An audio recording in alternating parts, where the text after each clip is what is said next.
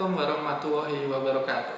Perkenalkan, saya Esa Putra Bayu Gusti Ginung Patridina SSMA adalah dosen tetap program studi Pendidikan Sejarah, Fakultas Ilmu Sosial dan Ilmu Politik di Universitas Negeri Surabaya.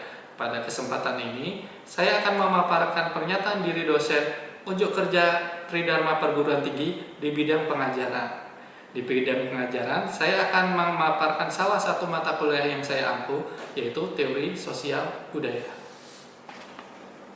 Mata kuliah Teori Sosial Budaya merupakan mata kuliah wajib program studi dengan bobot 2 SKS. Mata kuliah Teori Sosial Budaya membahas mengenai perkembangan pemikiran teoritis di bidang ilmu sosiologi dan antropologi. Mahasiswa akan mempelajari berbagai macam teori yang menjelaskan mengenai faktor pendorong perubahan budaya dan tahapannya. Selain itu, mahasiswa juga akan mempelajari struktur organisasi sosial masyarakat dalam perspektif antropologi dan sosiologi. Mata kuliah ini bertujuan untuk melatih kemampuan berpikir kritis mahasiswa dalam menganalisis sejarah dan mampu menjelaskan fenomena sosial budaya yang kompleks dan dinamis. Perkuliahan diselenggarakan dengan metode case study dan pendekatan blended learning, yaitu perpaduan antara sinkronus dan asinkronus melalui platform Sidia Unesa. Selama kegiatan perkuliahan, mahasiswa akan berdiskusi secara kelompok, menonton video dengan durasi 5-10 menit, menganalisis studi kasus, dan juga tanya jawab. Setiap pertemuan, mahasiswa akan diberikan tugas yang dimana mahasiswa akan bisa mengumpulkan dan mengupload sendiri secara mandiri melalui laman Sidia Unesa. Selain itu, melalui laman Sidia, mahasiswa juga dapat mengakses segala kebutuhan perkuliahan untuk satu semester, mulai dari RPS hingga materi pembelajaran berupa PPT, link video, artikel studi kasus, dan juga list buku referensi. Capaian pembelajaran meliputi CPL 7, yaitu menguasai pengetahuan peristiwa sejarah, fakta, dan konsep. Capaian pembelajaran mata kuliah meliputi CPMK 1. Mahasiswa mampu menjelaskan konsep dasar dan ruang lingkup teori sosial budaya. CPMK 2. Mahasiswa mampu mengidentifikasi, menjelaskan, dan membandingkan teori-teori evolusi budaya. CPMK 3. Mahasiswa mampu menjelaskan positivisme dan fungsional struktural dalam ilmu sosial. CPMK 4. Mahasiswa mampu menjelaskan teori konflik dan tindakan sosial dalam memahami dinamika sejarah. Dan CPMK 5, mahasiswa mampu menerapkan teori sosial budaya dalam analisis peristiwa sejarah. Materi pembelajaran teori sosial budaya meliputi 1. Definisi, ruang lingkup, dan fungsi teori sosial budaya. Kedua, teori evolusi unilinear. Ketiga, kritik Framboas, difusi, dan akulturasi. Keempat, teori evolusi budaya multilinear dan teori evolusi budaya universal. Kelima, positivisme Auguste Comte. Keenam, fungsional struktural Emil Durkheim. Ketujuh, fungsionalisme psikologis Malinowski dan fungsional struktural Radcliffe Brown. Kedelapan, pengaplikasian teori fungsional struktural dalam analisis sejarah. Ke-9, materialisme historis. Ke-10, pengaplikasian materialisme historis. Ke-11, Verstehen Max Weber. Ke-12, Verstehen Max Weber dalam analisis sejarah. Ke-13, perbandingan teori sosial dan budaya. Ke-14, penyusunan makalah reflektif tentang teori sosial dan budaya. Kriteria penilaian terbagi menjadi 3. Yang pertama, aktivitas partisipasi yaitu 50%, dan yang kedua, penilaian portofolio 20%, dan yang terakhir adalah evaluasi dengan bobot 30%. Evaluasi sendiri terbagi menjadi 2. Yang pertama untuk UTS 10% dan untuk UAS 20%. Assalamualaikum warahmatullahi wabarakatuh. Waalaikumsalam warahmatullahi wabarakatuh. Ya, hari ini gimana kabarnya kalian? Baik, Baik. Ya, alhamdulillah kalau baik. Berarti udah siap ya untuk perkuliahan hari ini ya? Siap. Oke, sebelum kita memulai perkuliahan, ada baiknya kita berdoa bersama dulu ya. Semoga ilmu ini berkah bagi kita semua. Oke, berdoa dimulai.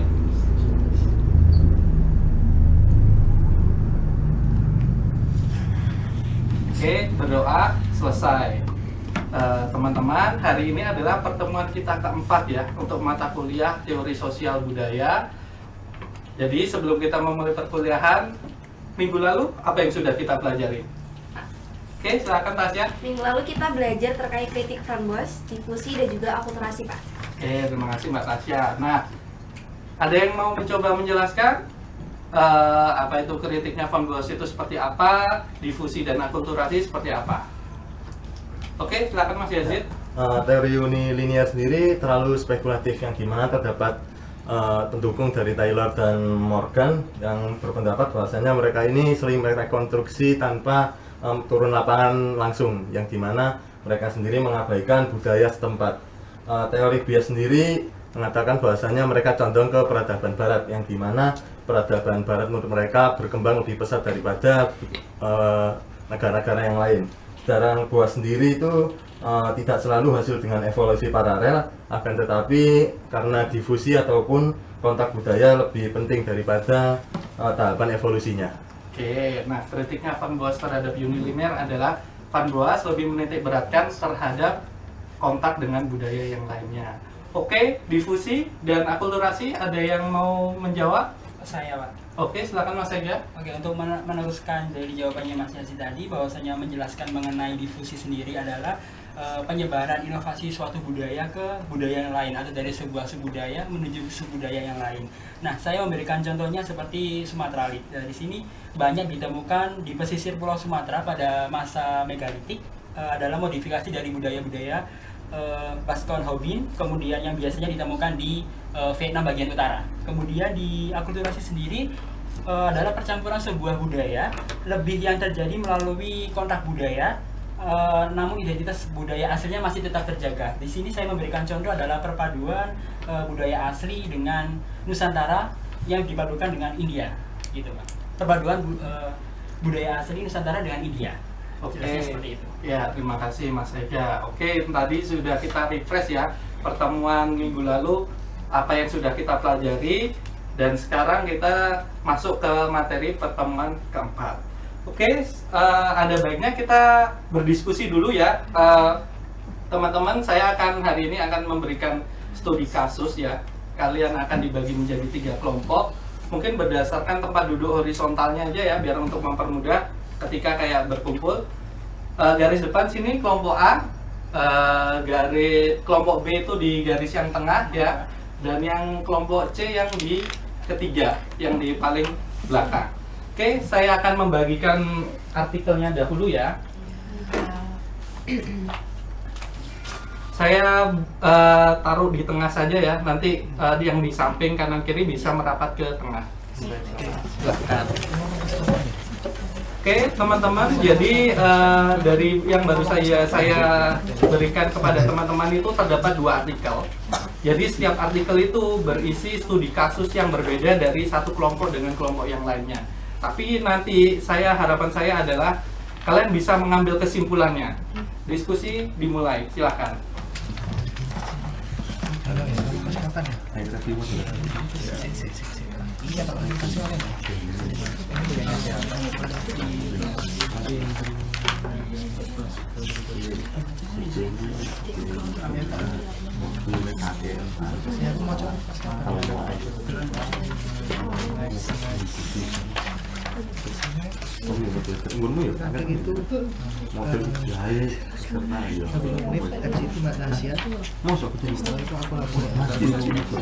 Oke, saya rasa diskusi sudah cukup. Silahkan kembali ke tempat duduknya masing-masing.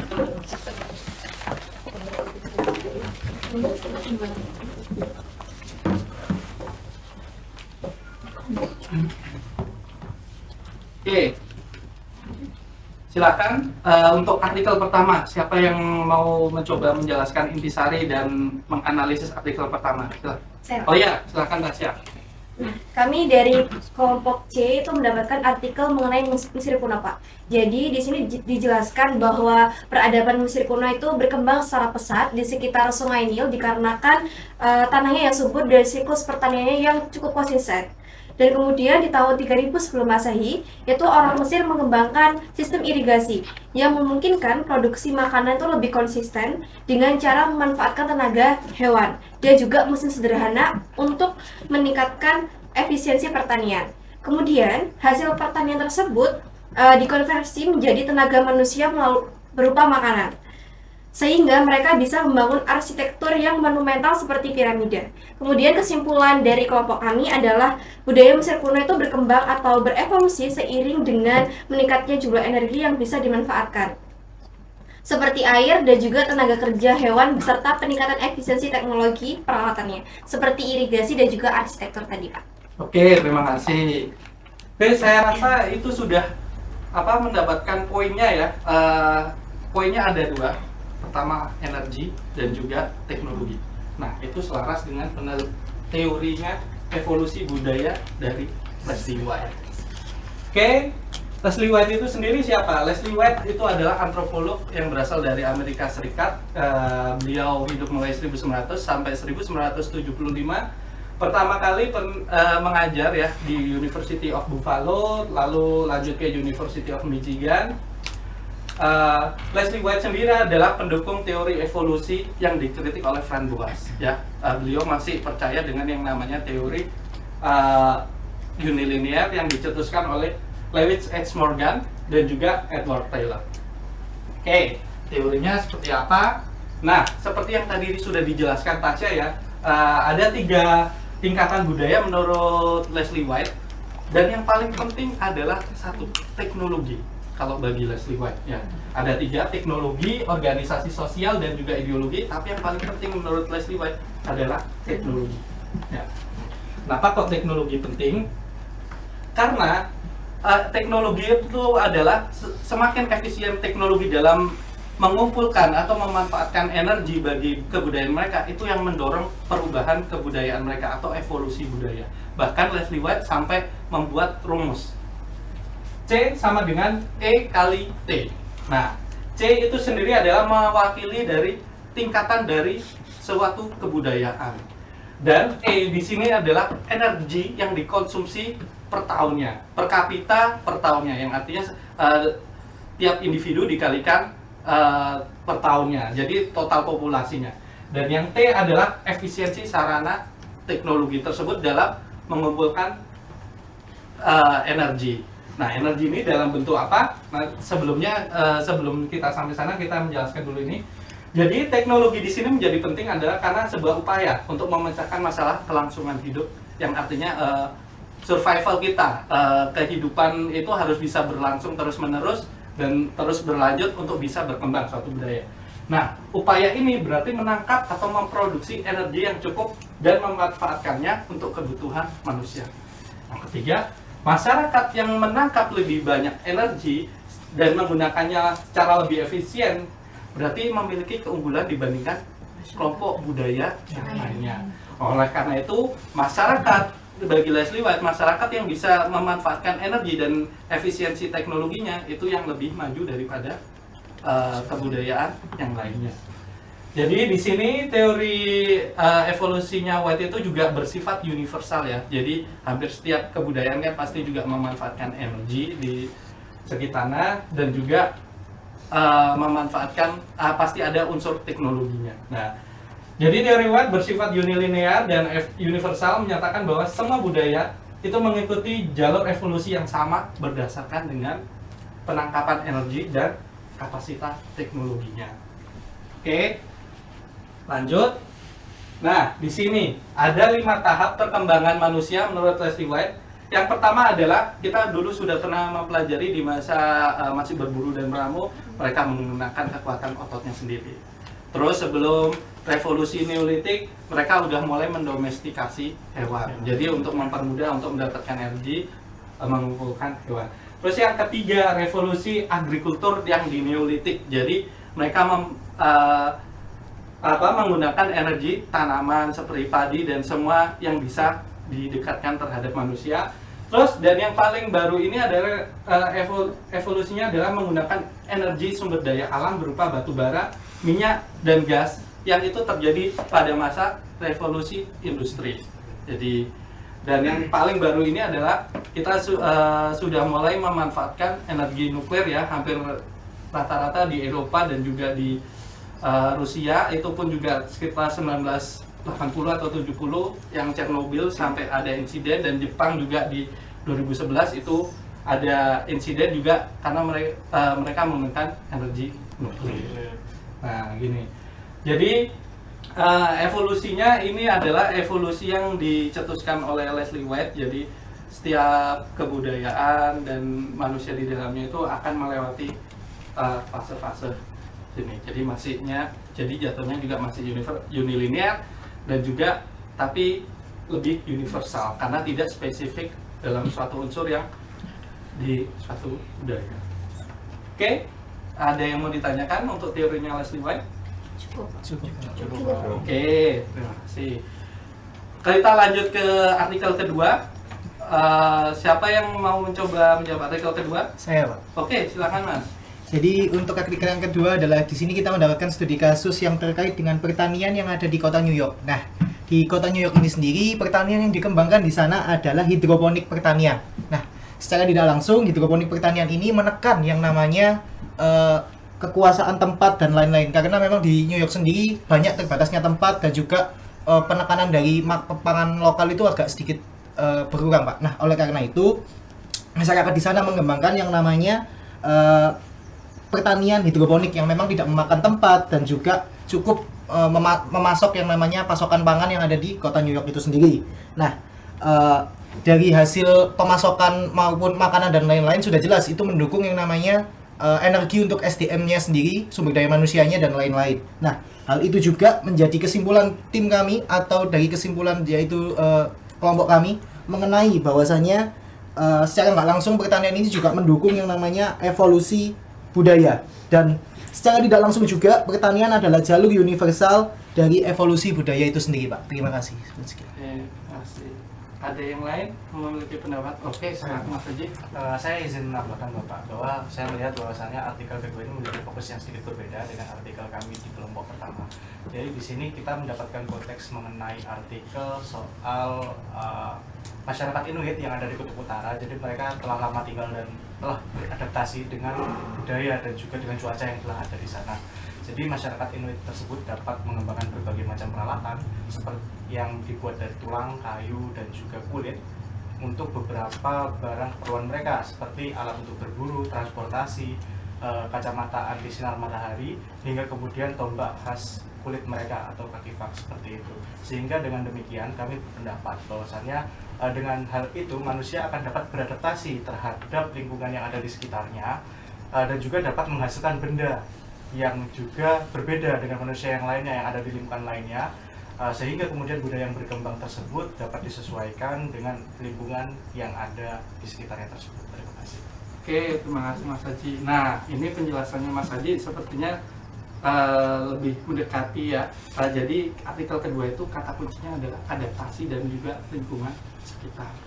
Nah, itu senada dengan teori berikutnya yaitu multilinear evolution yang dicetuskan oleh Julian Stewart. Nah, Julian Stewart sendiri juga merupakan antropolog dari Amerika Serikat. Beliau hidup mulai 1902 hingga 1972. Pertama, beliau mengajar di University of Michigan sampai akhirnya digantikan oleh Leslie White di Michigan, dan beliau berpindah ke University of Utah. Ya. Dan beliau ini dikenal sebagai Bapak Ekologi Budaya atau Kultural Ekologi. Nah, ini kultural ekologi itu seperti apa?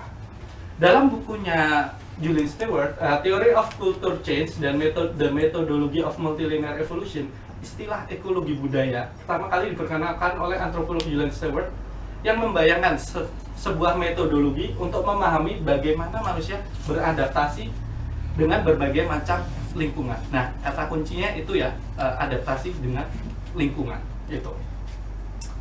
Metodologinya seperti apa? Metodenya Julian Stewart adalah satu, mendokumentasikan teknologi dan metode yang digunakan untuk mengeksploitasi lingkungan untuk mendapatkan penghidupan darinya. Nah, ini adalah teknologi seperti tadi, kacamata suku Inuit itu juga bentuk dari teknologi. Kayaknya juga tombaknya, mereka juga membuatnya dari sumber daya yang mereka temukan. Nah, itu adalah bentuk adaptasi manusia terhadap lingkungan. Nah, melihat pola perilaku atau budaya manusia yang terkait dengan pemanfaatan lingkungan. Nah, ini kembali lagi ke yang namanya social organization. Dari satu lingkungan dengan lingkungan yang lain itu memiliki social organization yang berbeda. Dan di situ Julian Stewart mengkaji seberapa besar pola perilaku ini mempengaruhi aspek-aspek budaya yang lainnya. Saya kasih contoh yang lainnya ya untuk biar mempermudah. Contoh perbedaan lingkungan. Masyarakat yang tinggal di tanah subur dengan curah hujan tinggi yang kemungkinan hidup di pedalaman, mereka pasti akan mata pencariannya utamanya adalah pertanian, menggunakan padi dan sawah. Dan ciri budayanya biasanya mereka bergotong royong dan juga ada yang namanya sistem irigasi. Kalau di Bali ada sistem irigasinya seperti Subak ya, itu juga termasuk social organization, struktur sosial yang kompleks. Itu. Kesimpulannya, budaya tersebut berkembang sebagai adaptasi terhadap lingkungan pertanian dengan tanah yang subur. Gitu. Nah, lingkungan kedua adalah yang berada tinggal di daerah pesisir. Ekosistemnya mangrove, cuacanya tidak menentu. Dan tentunya teknologi yang mereka hasilkan berbeda. Mereka tidak akan menghasilkan mungkin istilahnya mungkin pacul, tapi mereka karena mereka adalah nelayan mungkin lebih mengembangkan seperti jaringnya atau kail pancingnya, dan juga jadi substansinya mereka adalah nelayan, tambak, dan juga perdagangan musiman. Nah, ciri budayanya adalah mungkin mobilitas yang tinggi, terus juga mungkin ada ritual laut. Jadi untuk ketika kayak ada badai atau mungkin juga jarang ada mereka mendapatkan ikan, mereka melakukan ritual sehingga untuk mempermudah mereka mendapatkan sandang pangan, dan struktur sosial yang lebih fleksibel. Kesimpulannya, budaya yang di pesisir tersebut adalah mengikuti lingkungan yang ada di pesisir. Jadi dua kebudayaan ini adalah menghasilkan kebudayaan yang berbeda, dan itulah yang disebutnya sebagai teori multilinear. Nah, kesimpulannya adalah multilinear evolution. Jadi trayektori suatu budaya itu tidak jadi satu, ya, tapi memecah seperti pohonnya. Jadi setiap lingkungan, jadi dia memecah contohnya ke kanan, terus ada yang mungkin di pedalaman berkembangnya seperti ranting pohon yang ke kiri. Jadi trayektorinya nggak cuma satu. Gitu. Stewart menunjukkan bahwa lingkungan mempengaruhi struktur sosial dan juga teknologi. Tidak ada satu jalur maju, setiap masyarakat punya jalurnya sendiri. Gitu. Oke, untuk Julian Stewart ada yang mau bertanya? Saya, Pak. Oke, silakan. Kalau begitu, apakah teori evolusi multilinear ini sangat relevan dengan pendapat Franz Boas? Oke, ada yang mau membantu menjawab? Saya, Pak. Iya, silakan. Ya, menanggapi pertanyaan tersebut, saya sendiri berpendapat bahwasanya teori evolusi multilinear dari Julian Stewart ini yang mengatakan bahwa budaya tidak hanya berkembang atau berevolusi pada satu jalur saja, melainkan terdapat beberapa jalur yang dipengaruhi oleh lingkungan serta bagaimana budaya tersebut diadaptasi. Nah, hal ini selaras terkait dengan kritikan dari Van Boas yang mengatakan bahwa perkembangan budaya tidak hanya berevolusi secara paralel, tetapi juga karena adanya diskusi dengan budaya lain. Seperti itu, Pak. Oke, makasih. Ada yang mau menambahkan? Saya, Pak. Ya, silakan. Mungkin pandangan saya akan sedikit berbeda dengan apa yang sudah dijelaskan oleh teman saya.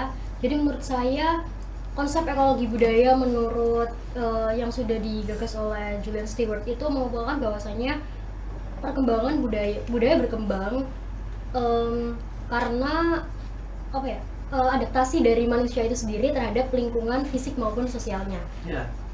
Akan tetapi pola tertentu dapat berulang di tempat yang berbeda jika mereka memiliki ekologi yang sama, ekologi yang mirip. Nah, artinya pola adaptasi umum oleh manusia terhadap lingkungan dapat dicari penjelasannya lebih lanjut. Oke, ya terima kasih. Ya, jadi memang sebenarnya Julian Stewart ini juga mendukung sebenarnya pendapatnya Franz Boas, tapi ada sedikit perbedaan. Kesamaannya apa? Beliau berpendapat bahwa Julian Stewart berpendapat bahwa setiap budaya itu unik, benar, sama seperti Franz Boas. Tapi bedanya Julian Stewart tidak percaya dengan yang namanya relativismenya dari Franz Boas. Jadi Julian Stewart menitik beratkan pada ya memang berbeda, tapi masih bisa diklasterkan berdasarkan lingkungannya, gitu loh. Bisa dicari kesamaannya antara budaya satu dengan budaya yang lain yang tinggal di lingkungan yang sama, seperti itu. Oke, ada lagi yang mau bertanya? Cukup, Pak. Oke, kalau sudah cukup, ya saya rasa berarti sudah paham semua ya. Oke, sebelum kelas saya tutup, ada yang mau menyampaikan kesimpulan apa saja yang sudah kita pelajari hari ini? Saya, Pak. Oke, silakan. Saya ingin mencoba untuk menjelaskan kembali tentang teori Leslie White yang sudah kita pelajari pada perkuliahan hari ini. Nah, yang pertama, budaya berevolusi secara universal dan linear untuk menuju tingkatan yang lebih kompleksitasnya yang lebih tinggi lagi. Selain itu, ternyata energi dan juga teknologi menjadi faktor utama dalam evolusi budaya tersebut. Lalu, Leslie White juga berusaha untuk mencari hukum umum tentang perkembangan budaya dalam suatu lingkungan. Dan juga, Leslie White menekankan bahwa determinisme teknologi membawa perubahan teknologi yang sama dengan perubahan sosial dan budaya. Oke, makasih ya, udah cukup dirangkum ya jadi satu. Oke, untuk Leslie White kesimpulannya? Oke, silakan Mas Haji. Tadi kan sudah disampaikan mengenai Leslie White, jadi saya hendak menyimpulkan untuk yang Julian Stewart. Jadi di sini saya melihat bahwasannya menurut Julian Stewart, budaya berkembang secara multilinear seperti yang telah dijelaskan sebelumnya. Jadi dia tidak satu jalur, melainkan banyak jalur tergantung konteks lingkungan yang ada di lingkungan tersebut, di komunitas tersebut, seperti itu. Kemudian yang kedua adalah beliau menekankan bahwasannya hubungan antara budaya dan juga lingkungan atau ekologi budaya dalam konteks ini adalah berfokus pada adaptasi budaya itu sendiri terhadap lingkungan spesifik serta mencari pola umum, namun tetap menghargai keragaman budaya yang ada dalam lingkungan tersebut, seperti itu, Pak. Oke, terima kasih Mas Haji. Oke, berarti kesimpulannya tadi sudah disampaikan oleh dua teman kalian dan itu semua udah on point ya. Jadi saya rasa sudah cukup paham semua. Mungkin kita bisa bertemu lagi ya. Saya rasa karena sudah cukup paham, kelas udah selesai. Mungkin kita bisa bertemu lagi minggu depan di hari dan jam yang sama. Dan materi kita berikutnya adalah pemikiran dari Auguste Comte. Tapi saya kasih tugas. Tugasnya adalah kalian membuat resume. Kalau ini tugas individu, tadi kan kalian berdiskusi. Nah, ini tugasnya individu. Dan nanti berarti dikumpulkan minggu depan setiap orang membuat resume apa yang sudah dipelajari hari ini. Oke ya, deadline-nya minggu depan. Oke, ada yang bertanya mengenai tugasnya? Tidak, Pak. Oke, ya berarti sudah cukup ya. Oke, kalau begitu terima kasih untuk partisipasinya. Kalian semua hebat. Ayo kita tepuk tangan buat kita. Oke, kelas dengan ini saya akhiri. Wassalamualaikum warahmatullahi wabarakatuh. Waalaikumsalam warahmatullahi wabarakatuh. Terima kasih, Terima kasih. Pak. Sama-sama.